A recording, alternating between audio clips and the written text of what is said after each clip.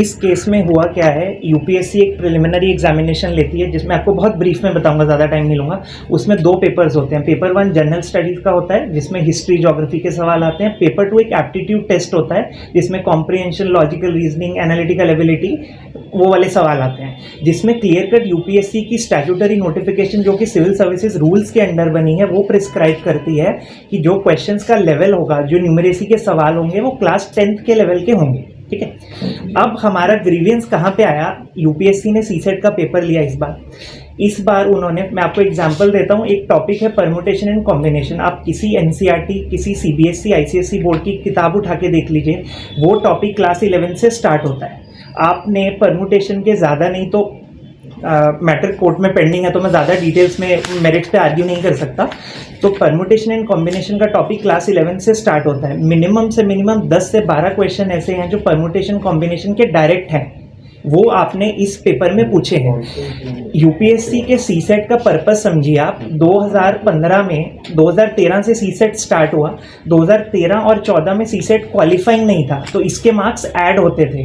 तो सीसेट हम लाए क्यों थे कि रॉट लर्निंग नहीं होनी चाहिए कि आप सिर्फ हिस्ट्री में रट्टा मार रहे हैं, ज्योग्राफी में रट्टा मार रहे हैं, तो हमें कैंडिडेट का कुछ एप्टीट्यूड भी चाहिए तो आप सीसेट ले आए। बट फिर 2013-14 में आपने ये देखा कि जो इंजीनियरिंग बैकग्राउंड है, जो आईआईटीएन स्टूडेंट्स हैं जिनका मैथमेटिक्स, हायर लेवल मैथमेटिक्स पढ़ा हुआ है, वो सीसेट में 200 में से 170 नंबर ला रहे हैं और जीएस वाले में 50 नंबर लाके वो 220 में पेपर क्वालिफाई कर रहे हैं। तो अगर मैं हिस्ट्री बैकग्राउंड से हूँ, मेरा मैथमेटिक्स उतना अच्छा नहीं होगा, इंटेलिजेंस की कमी नहीं है, आईआईटी बॉम्बे का छात्र है और लोकल बिहार यूनिवर्सिटी का छात्र है, उसकी इंटेलिजेंस सेम होगी, पर आप ये समझिए उसका स्किल सेट अलग होगा। कोई बंदा 5 साल हिस्ट्री पढ़ रहा है और अगर कोई बंदा 5 साल हायर मैथमेटिक्स, इंजीनियरिंग, इंटीग्रेशन वगैरह, डिफरेंशिएशन पढ़ रहा है तो उसका स्किल सेट अलग होगा। तो ऐसे में आप बोलो कि हम क्या करते हैं, एक कॉमन एग्जाम लेंगे जिसमें क्वेश्चंस होंगे जो कि आईआईटी बॉम्बे वाला इजीली सॉल्व कर पाए, तो उसके बेस पे आप हमें आईएएस बना रहे हो, तो ये तो अनफेयर चीज हुई ना। आप एक ऐसा पेपर बनाइए, सीसेट का पर्पस ये था कि आपको एक जर्नलिस्ट रिक्रूट करने हैं जिसमें एक बेसिक एप्टीट्यूड होना चाहिए कि वो जो, हम कभी भी ये नहीं कह रहे कि आप वैसे सवाल दो कि कैंडिडेट सॉल्व कर पाए। मुद्दा ये है कि आप ऐसे सवाल दीजिए कैंडिडेट अटेम्प्ट कर पाए। सॉल्व और अटेम्प्ट में फ़र्क है। अटेम्प्ट करे कैंडिडेट को ये तो नहीं लगना चाहिए कि ये क्लास 11th का मैंने कभी सुना ही नहीं है, सो दिस इज़ अनफेयर। तो यूपीएससी जो कर रहा है वो देखिए, कॉन्स्टिट्यूशनल बॉडी या आर्टिकल 315 के अंडर 320 के पास सारी यूपीएससी के पावर्स है। हम कभी क्वेश्चन भी नहीं कर सकते, ना ही हम उस डोमेन में भी एंटर करना चाहते हैं कि यूपीएससी किस तरह का पेपर बनाए। ये नहीं है, ये सुप्रीम कोर्ट की भी जजमेंट से हम इसमें इंटरफेयर नहीं कर सकते। बट जो कि आप कॉन्स्टिट्यूशनल बॉडी हैं, you have even more responsibility to abide by the constitution. आपकी जिम्मेदारी एक नॉन कॉन्स्टिट्यूशनल बॉडी से ज़्यादा है। अब आप यहाँ पे क्या कर रहे हैं, आर्टिकल 14 राइट टू इक्वालिटी आप सब जानते हैं। आर्टिकल 14 के तहत ये बोला जाता है कि unequals can not be treated equally. जो असमान है, मैं हिस्ट्री पढ़ा हुआ हूं और इन्होंने आईआईटी बॉम्बे से बीटेक की हुई है, हम पेपर देने के लिए समान है, बट आप पेपर ऐसा बना रहे हैं कि सिर्फ हम मैथमेटिक्स ही टेस्ट कर रहे हैं तो हम असमान हुए ना, तो वो आर्टिकल 14 की वायलेशन है। तो हमने यही सब सारी पॉइंट आउट करने के लिए कैट में हमने मैटर दिया। कैट में हमारी पहली प्रेयर ये है कि अब देखिए, इस पे भी डाउट हो सकता है कि हम बोल रहे हैं 10 सवाल कंट्रोवर्शियल हैं, यूपीएससी बोले 8 सवाल कंट्रोवर्शियल है, कोर्ट बोले 12 सवाल कंट्रोवर्शियल हैं। तो हमने एक जनरल रिलीफ मांगा है कोर्ट से कि 33% से रिड्यूस करके आप 23% कर दीजिए, ताकि इसी में किसी व्यक्ति विशेष का कोई फायदा नुकसान वाली बात नहीं है, सबको इक्वली यूनिफॉर्म बेनिफिट मिले। सेकेंड, जो आप बोल रहे थे, हमारी डिमांड यही है कि आप एक एक्सपर्ट कमेटी बनाइए। बहुत सारे क्वेश्चंस हायर लेवल मैथमेटिक्स के हैं, हम भी पोर्ट्रे नहीं करें कि हम एक्सपर्ट हैं। जजेस भी देखिए, सबका जुडिशियल बैकग्राउंड है, नो वन इज एक्सपर्ट कि कोई जज मैथमेटिक्स का क्वेश्चन सॉल्व करके नहीं बता सकता। तो हमारी ये न्यूट्रल डिमांड, जो हमारी प्रेयर नंबर 2 है कैट के पिटिशन में, वो हमने फाइल की है, वो यही है कि आप एक कमेटी बनाइए, उस कमेटी को टाइम बाउंड तरीके से एक रिपोर्ट सबमिट करें। कमेटी के सामने कुछ पॉइंट्स ऑफ डिटर्मिनेशन होंगे, वो ये होंगे कि आप ये बताइए क्या ये पेपर क्लास 10th लेवल का है, क्या ये पेपर आउट ऑफ सिलेबस है, क्या इंग्लिश कॉम्प्रिहेंशन के कुछ ऐसे क्वेश्चंस हैं जो इतने वेग हैं कि वो अटेम्प्ट ही नहीं कर सकते कैंडिडेट। आप उस सब में एक टाइम बाउंड तरीके से आप हमें रिपोर्ट बना के दे दीजिए। फिर उसके बाद आगे जो होगा, जो कोर्ट का कहना होगा, हमें स्वीकार है। अगर हमें कैट के ऑर्डर हमारे अगेंस्ट आता है तो हमारे पास रेमेडी, हम हाई कोर्ट जाएंगे, सुप्रीम कोर्ट जाएंगे। बट आप ये समझिए यूपीएससी की जो ज्यूरिसडिक्शन है section 14 of administrative tribunal act, तो सबसे पहले इसमें कैट में जाना पड़ता है। आप अगर आर्टिकल 32 में सीधा सुप्रीम कोर्ट जाएंगे तो पहला सवाल यही आता है, जब आपके पास ज्यूरिसडिक्शन है ट्रिब्यूनल की, why are you moving to the supreme court. तो इसीलिए ये स्टेप बाय स्टेप प्रोसीजर है। हम कैट में गए थे, कैट में हमें नोटिस इशू हुआ, उसके बाद हमने स्टे मांगा था, जो स्टे हमें नहीं मिला था, जिसको हमने हाई कोर्ट में डिवीजन बेंच के सामने अपील किया।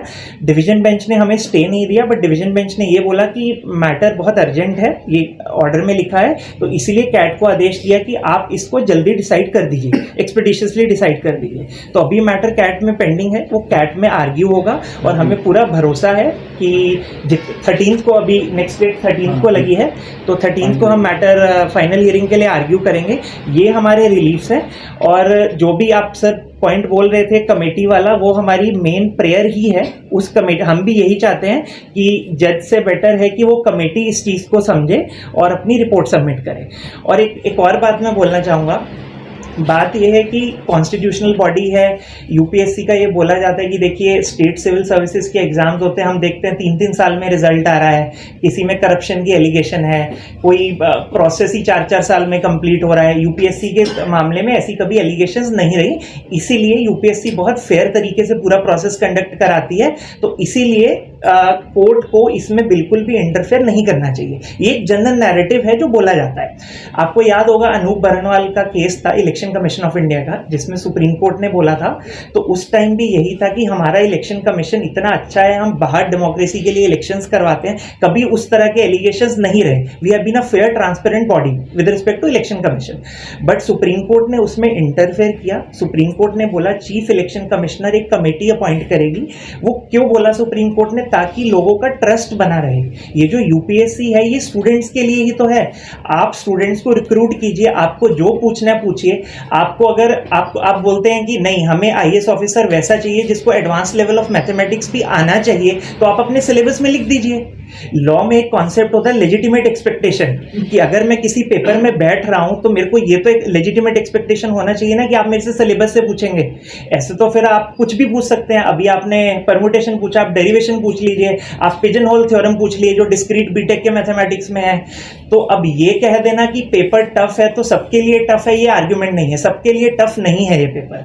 कोई ऐसे बच्चे हैं जिन्होंने क्लास 10th तक मैथ्स पढ़ा है, बहुत लोग ऐसे भी हैं जो आप ये समझिए कि यूपीएससी की तैयारी क्लास 11 से स्टार्ट कर देते हैं। It's a long process. India में अगर क्रिकेट के बाद कोई इमोशन है वो यूपीएससी है, मेरा ऐसा मानना है। तो लोग क्लास 11 से अपनी तैयारी शुरू कर देते हैं। आर्ट्स ले ली है, बीए हिस्ट्री किया है, एमए हिस्ट्री किया है। अब इस तरह का पेपर देके वो बच्चे को ये नहीं लग रहा, उसको ये लग रहा है कि यार मैंने 7 साल गलत कर लिया हिस्ट्री लेके, मेरे को नहीं लेना चाहिए था, मेरे को मैथमेटिक्स पढ़ना चाहिए था, इस वजह से फिर मैं आईएएस का पेपर क्लियर कर सकता था। तो ये गलत है, ये बेसिक फैलेसी है। और एक लास्ट बात मैं ये बोलना चाहूँगा ट्रांसपेरेंसी के ऊपर। आप कॉन्स्टिट्यूशनल बॉडी हैं, आपकी रिस्पॉन्सिबिलिटी और ज़्यादा है कि आप एक ट्रांसपेरेंट तरीके से बोलें, आप ट्रांसपेरेंट तरीके से काम करें। हम ट्रांसपेरेंसी सिर्फ इस चीज़ में मांग रहे हैं कि आपका जो प्रोसेस है, आप क्वेश्चन कैसे सेट करते हैं वो आपके ऊपर है। अब आप एग्जाम्पल दीजिए, 2022 का प्रीलिम्स हुआ, 2022 के प्रीलिम्स में मैं अपीयर हुआ, तो मान लीजिए मेरा प्रीलिम्स 1 नंबर से रह गया, यानी कि मेरा सीसेट में मेरे को 67 चाहिए थे, आई स्कोर्ड 66। चलिए अब इनका ये देखिए प्रोसेस देखिए, 14 महीने बाद ये आंसर की देते हैं ताकि कोई पहले चैलेंज ना कर पाए। हम हमारा सिस्टम फुल प्रूफ इसलिए चाहते हैं कि कोई चैलेंज ना कर पाए। चैलेंज ना कर पाना फुल प्रूफ है, जबकि हर स्टेट सिविल सर्विसेज में हर एग्जाम में आपको आंसर की विद इन अ वीक दे दी जाती है। तो अब मेरा 1 नंबर से सीसेट रह गया, बट 14 महीने बाद मुझे पता चलता है कि चलो मेरे मार्क्स आए कि मेरे 66 आए, मेरे को 67 चाहिए थे। अब फिर यूपीएससी ने आंसर की रिलीज की, तो उसमें से मुझे पता चलता है कि एक जो क्वेश्चन मैंने अटेम्प्ट किया था, मैंने सही अटेम्प्ट किया था, बट यूपीएससी का आंसर गलत है। तो उस क्वेश्चन के मेरे को 2 नंबर मिलते, मेरा सीसेट क्लियर होता, मैं शायद मेंस लिख के मैं आईएएस भी बन जाता। But now what is the remedy I have? 14 महीने बाद क्या मैं कोर्ट में जाके बोल सकता हूँ कि नहीं मेरा प्रीलिम्स गलत है? तो कोर्ट सिंपल एक लाइन बोलेगा, we can not turn the clock back, it's been 14 months. तो इसमें स्टूडेंट की क्या गलती है? क्यों आप ऐसे कर रहे हैं कि आप 14 महीने तक आप आंसर की नहीं दे रहे हैं? अगर आप आंसर की और आप या तो आपको किसी चीज़ का डर है कि पता नहीं, आप खुद मान रहे हैं कि हमारे सवाल गलत हैं या कुछ तो प्रॉब्लमेटिक है, अब why won't you give the answer कि within a week of declaration of result, within a week of exam आप दे दीजिए वो जिस स्टूडेंट को जो आप इतने कॉन्स्टिट्यूशनल बॉडी हैं तो आपका सिस्टम इतना फुल प्रूफ होना चाहिए कि अगर कोई क्वेश्चन उठाता भी आपके सवाल पे आप एक्सपर्ट्स को क्लेम करते हैं तो आप अपना सिस्टम वैसा कीजिए, दीजिए आंसर कॉपी, डर किस बात का है। जितनी ज़्यादा ट्रांसपेरेंसी होगी स्टूडेंट का इंटरेस्ट और ज़्यादा बढ़ेगा। कोई अगर आईएएस नहीं बन रहा है उसको ये लगना चाहिए कि हाँ मेरे पार्ट पे कोई कमी रह गई है, ना कि ये लगना चाहिए कि यूपीएससी की वजह से ये हो रहा है। तो ये हमारा सिंपल है और हमें पूरा विश्वास है कि कोर्ट में हमें इस चीज़ के लिए जस्टिस मिलेगा और आगे जैसा भी होगा। हमें एक सवाल है कि इस पूरी जो केस और सारी पिटीशन आप लोगों ने लगाई, आप 2-3 लोग ही हैं या और भी स्टूडेंट्स हैं आप लोग? सर मैं बताना चाहूँगी कि हमारे पास टेलीग्राम ग्रुप हमने बनाया था एग्ज़ाम से लगभग 28 मई के बाद ही, हमने 2-3 दिन बाद ही एक टेलीग्राम ग्रुप बनाया था और आज हमारे पास उस टेलीग्राम में 13,000 से ज़्यादा अभ्यर्थी जुड़ चुके हैं और हर दिन हमारे जो टेलीग्राम ग्रुप के मेंबर्स हैं वो इंक्रीज़ हो रहे हैं। तो जो पिटीशन है वो लगभग 16 या 17 अभ्यर्थियों ने फाइल करी है, लेकिन वो एक पेटिशनर है, वो ही हम सब अभ्यर्थियों के रिप्रेजेंटेटिव हैं, क्योंकि हमें पता है कि हमारे साथ इनजस्टिस हुआ है और वो एक पेटिशन ऐसी है जो हम सभी अभ्यर्थियों को रिप्रेजेंट कर रही है। एक प्रश्न है कि जैसे यूपीएससी की तैयारी होती है तो यूपीएससी के ऊपर सिलेबस होता है आपका, हाँ जी, लोड होता है, उससे सिलेबस से बाहर के क्वेश्चन आए हैं, ये आप क्वेश्चन उठा रहे हैं। हाँ जी, हाँ जी। दूसरा ये दिल्ली में जो आईएएस तैयारी कराने की, ये 5,000 करोड़ रुपए की मार्केट है हर साल। तो कोई ऐसा है कि आपको प्रेशर में है, किसी के लिए ग्रुप के साथ है, आपको हिंदी वाले नहीं आ रहे? मेन क्या है? बिल्कुल नहीं, बिल्कुल अच्छा नहीं। जी। दूसरा क्वेश्चन कि अगर सिलेबस है तो उसको दोबारा दिल्ली हाईकोर्ट में चैलेंज क्यों नहीं करते? अगर सिलेबस से बाहर आएगा तो आपको चैलेंज क्यों नहीं करते? देखिए सर, पहले दूसरा सवाल का जवाब दूं। कोई भी पेपर अगर नहीं सिलेबस से बाहर आएगा तो आप हाईकोर्ट में चैलेंज कर सकते हैं। हमने सेंट्रल एडमिनिस्ट्रेटिव ट्रिब्यूनल में इसी बात को चैलेंज है। Second ma'am, first is high court. नहीं सर, मैं आपको बताता हूँ सर। देखिए, हाँ, आप बात जितनी कर रहे हैं कर रहे हैं, जब सिलेबस ही आउट ऑफ आएगा तो हम तो पार्टी उसको बनाएंगे सर। लाख तो यही कहता है ना, पार्टी को बनेंगे, ट्रिब्यूनल तो बात की बात है। हाँ सर, मैं आपको बताता हूँ, section 14 of administrative tribunal act 1985 है जो जिसके अंतर्गत कैट काम करता है। तो उसमें ये लिखा गया है कि ग्रुप ए सर्विस जो कि आईएएस है, उससे रिलेटेड रिक्रूटमेंट का कोई भी मैटर है वो कैट में पहले जाएगा। एल चंद्र कुमार कॉन्स्टिट्यूशन बेंच। वो अलग है। अब इनके 2 साल बिगड़ भी रहे ना, टाइम नहीं मिल रहा, तो आप तो सीधा हाईकोर्ट में नहीं सर, सीधा हाईकोर्ट एंटरटेन नहीं करता इन पिटिशंस को। इतना आप समझिए, मतलब मैं वकील हूँ, मैं आपको गलत इन्फॉर्मेशन नहीं दूंगा। इसमें पहली जो ज्यूरिसडिक्शन बनती है वो कैट की बनती है। जब कैट से मैटर डिसमिस हो जाता है फिर division bench of Delhi high court ये मैटर सुनता है। अब सिलेबस वाला भी जो आप बोल रहे हैं, that is also part and parcel of recruitment. तो उसकी ज्यूरिसडिक्शन भी बहुत लाइन ऑफ जजमेंट्स है, वो कैट में ही बनती है। तो हमें स्टेप से ही जाना पड़ेगा। सर, आपने दूसरा सवाल पूछा था कोचिंग इंस्टीट्यूट की, आप क्या किसी कोचिंग इंस्टीट्यूट के प्रतिनिधि हैं? मैं आपको ये पूरी तरीके से बताना चाहती हूँ कि हमारा किसी भी कोचिंग इंस्टीट्यूट के साथ कोई तरीके से भी कोई कनेक्शन नहीं है। मैंने खुद कोई कोचिंग इंस्टीट्यूट से कभी कोचिंग नहीं ली है। आज तक जितने भी समय मैं प्रिपरेशन करी है मैंने खुद सेल्फ स्टडी से करी है। लेकिन आज मैं आप सबको बताना चाहती हूँ कि जिस तरह का सीसैट का पेपर यूपीएससी ने दिया वो मेरे सामान्य अध्ययन या मेरी कैपेसिटी के बियॉन्ड था। इस तरह का सीसैट का out of syllabus question paper मैं तो सॉल्व नहीं कर सकती। और जब से ये पेपर आया है यूपीएससी में, खास तौर पे सीसैट की मार्केट में तो फ्लड आ चुका है और वहाँ पर इतने सारे कोर्सेज हैं जो अब इतने महंगे महंगे बिक रहे हैं। आप सोचिए, ग्रामीण क्षेत्र का कोई व्यक्ति है, कोई अभ्यर्थी है, क्या वो इतनी महंगी कोचिंग अफोर्ड कर सकता है? लेकिन आज के परिप्रेक्ष्य में ये संभावना बात पूरी बन चुकी है कि अगर आपको इस तरह का पेपर आता है और सीसैट आपको क्वालिफाई करना है तो आपको किसी कोचिंग संस्था के अंदर जाना ही पड़ेगा, वरना मेरे अंदर तो इतनी काबिलियत नहीं है, माफ कीजिएगा, लेकिन मेरे अंदर इतनी काबिलियत नहीं है कि अब जिस तरह का सीसैट का पेपर आ चुका है मैं बिना कोचिंग इंस्टीट्यूट की हेल्प के बिना सीसैट को क्वालिफाई कर सकूं। इसका मतलब जो कोचिंग सेंटर है वो सीसैट वाले जो सेट करते हैं उनसे मिले हुए हैं?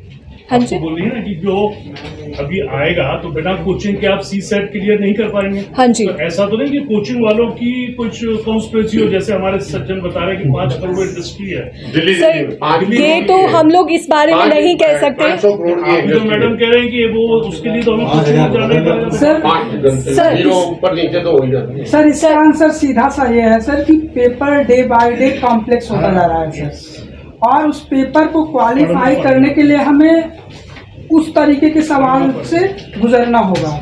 तो उस तरीके के सवाल को गुजरने के लिए कहीं ना कहीं हमें कोचिंग हेल्प करेगा, इसलिए कोचिंग का भीड़ डे बाय डे इंक्रीज होता जा रहा है। और बाकी आपका कहना है कि मिले हुए हैं, तो ऐसा कुछ नहीं है सर। आपका सर एक प्रश्न था कि जो लोग सफल हो गए वो तो नहीं आए, आप असफल हो गए इसलिए आ गए। तो सर आपको समझना होगा कि ये बीए, बीएससी और बीकॉम की परीक्षा नहीं है, ये स्कूल कॉलेज वाली परीक्षा नहीं है, ये कम्पिटिटिव एग्जामिनेशन है। आप क्वेश्चन कितना भी टफ कर देंगे। 10 साल से, एक्सक्यूज मी, मैं 10 साल से इसी पे काम कर रहा हूँ सर, मुझे जवाब तो देने दीजिए। जो आप इस तरह कह रहे हैं कि मैं स्टूडेंट को क्या हूँ, मुझे सब मालूम है। मैं भूमिका में बोल रहा हूँ, मैं आपके प्रश्न पर आ रहा हूँ। मेरे कहने का मतलब है कि कम्पिटिटिव एग्जामिनेशन है, इसमें सिलेक्शन तो होगा ही, चाहे जितना भी टफ कर दीजिए, क्योंकि कटअप उसके अकॉर्डिंग कम आ जाता है। सवाल है लेवल प्लेइंग फील्ड का, जो कमेटी भी कह रही है कि आपको भारत की जो डाइवर्सिटी है उसको ध्यान में रखते हुए यहाँ का जो और भी सवाल पूछेंगे, सारी चीज़ों को ध्यान में रखते हुए पेपर सेट करना पड़ेगा, किसी एक तरफ झुकाव नहीं होना चाहिए।